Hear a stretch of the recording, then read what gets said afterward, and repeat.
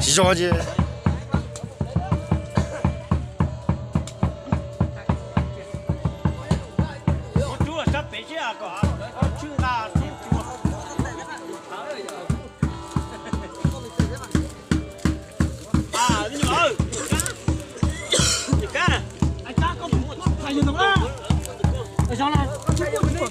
光大叔呢？老二。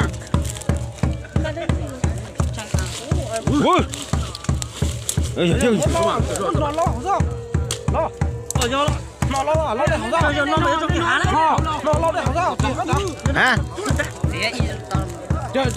啊？lấy tiền lúc đây nè, lúc đây có tuồng nè.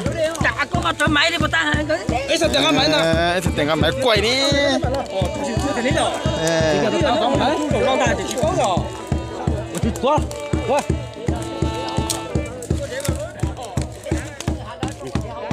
Tôi có ta, ơi, tôi mà này chúng ta bảo là tôi chỉ tôi nhung thế.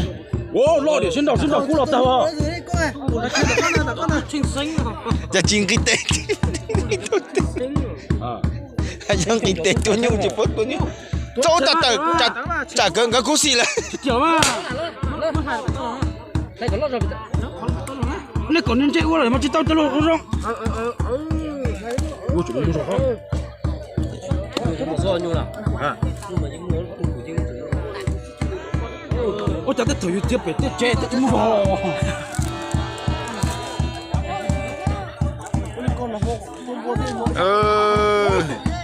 Tao nó bây giờ tao cho chạm mà bé tụi lon thở rồi tụi mẹ nữa. Nó mà cũng nhớ để chờ quay mà tôi nhớ quay luôn mà nè đấy chứ. Nó chơi sao phải cái. Nó có cho mà lúc mà thì cũng có tiếng này. Có quay cả tao nó mà lo. Chắc khen gió. Nó bé tụi một lồng ta. Để cho nó đến chơi. Xà bé ra mình nhụa cũng không công đỡ thì chỉ cú là mất dễ ta đó.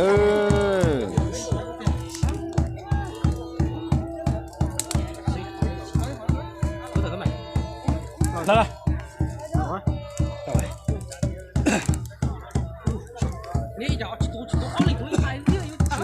Chẳng nó nành trống nành sành nó gì đó.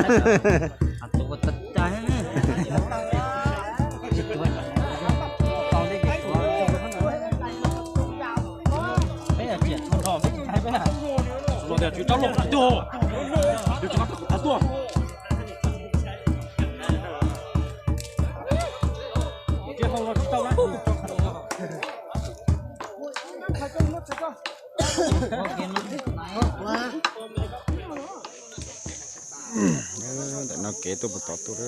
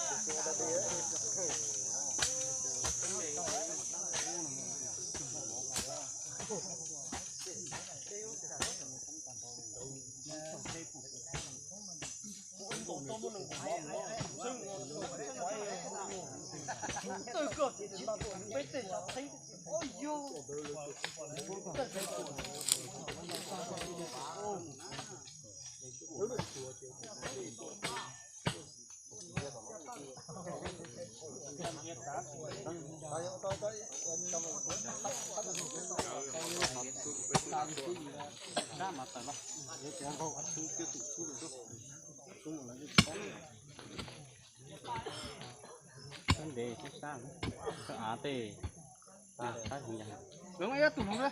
Đúng rồi.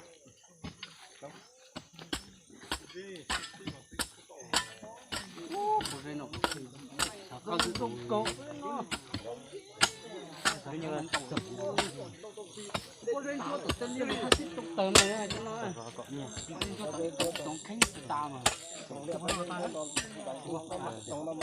có sao to thùi đâu có sao có nông của thùi có thấy phụ hủ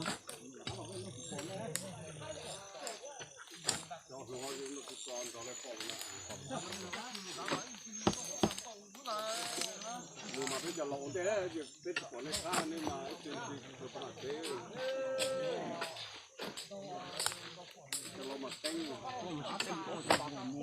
thế này còn sai mà nên cái chỉ cần cái việc đấy như bao xỉ à mà cái mà cái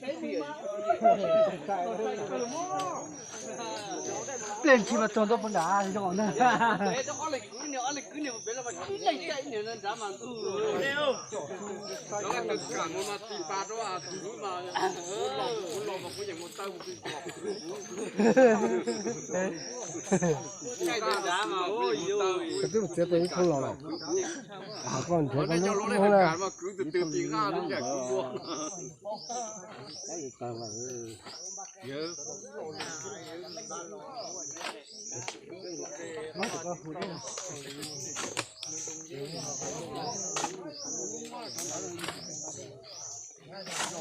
cho mà nó chỉ hồi giang rồi à cái cho cái